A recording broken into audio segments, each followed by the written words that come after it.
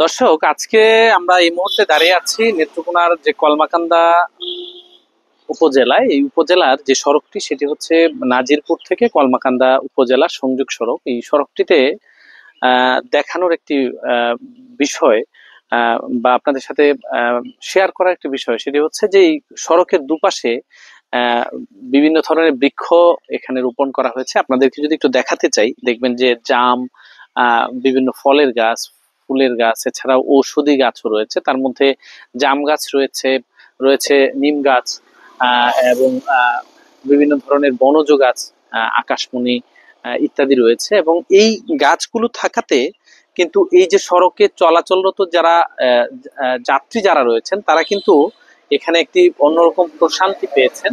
এবং এই আমরাও এই প্রচন্ড তাপদাহের মধ্যে এই বৃক্ষগুলোর যে ছায়া, সেই ছায়াটা যে প্রশান্তি, সেটা কিন্তু আমরা উপভোগ করেছি। এবং এই যে সবুজ একটা বনায়ন, আমার কাছে মনে হয়েছে যে এটি একটি সবুজ বনায়ন। এবং এই রাস্তাটির দৃশ্যটাও কিন্তু খুবই চমৎকার।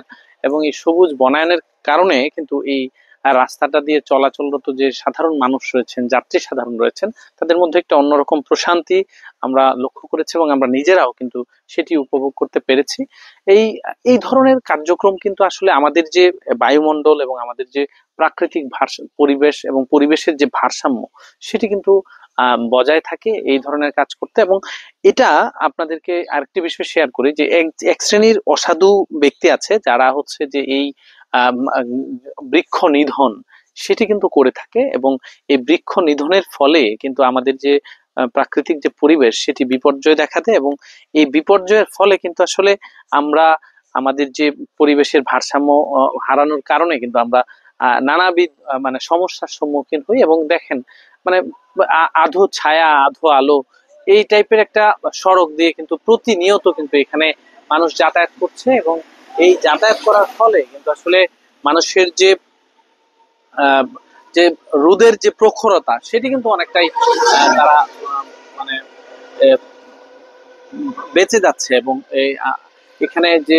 আশপাশের যে ধান ক্ষেত, ফসলের জমি, এবং এই যে পাহাড় সীমান্তের শেষে, হ্যাঁ, সব মিলিয়ে কিন্তু এখানে একটি পর্যটন এরিয়া। এবং এই পর্যটন এলাকা হওয়ার কারণে কিন্তু এখানে মানুষের আনাগোনা অনেকটা বেশি থাকে। এবং সারা বছরই কিন্তু মানুষের আম, আনাগোনা থাকে এই সড়ক দিয়ে। এবং এই সড়কটি অত্যন্ত গুরুত্বপূর্ণ কলমাকান্দা এবং দুর্গাপুর, এই দুইটা মানে পর্যটন এলাকায় হওয়ার জন্য কিন্তু তাদের এই আহ, একটি গুরুত্বপূর্ণ সড়ক এটি মনে হয়। এবং এই সড়কের দুপাশে বৃক্ষগুলো রোপণ করেছে স্থানীয় বন বিভাগ এবং স্থানীয় সরকার প্রকৌশলী এর যে এলজিইডি তারা। এবং আমরা এই পেছনে যে তাল গাছটি দেখতে পাচ্ছেন, এটি হচ্ছে বজ্র নিরোধক একটি গাছ। আমরা জানি যে এই দেশে বজ্রপাতে কিন্তু সারা বছর প্রচুর পরিমাণে মানুষের প্রাণহানি ঘটে। এবং এই ধরনের যে তাল গাছ, সেটি যদি রোপণ করা হয়, তাহলে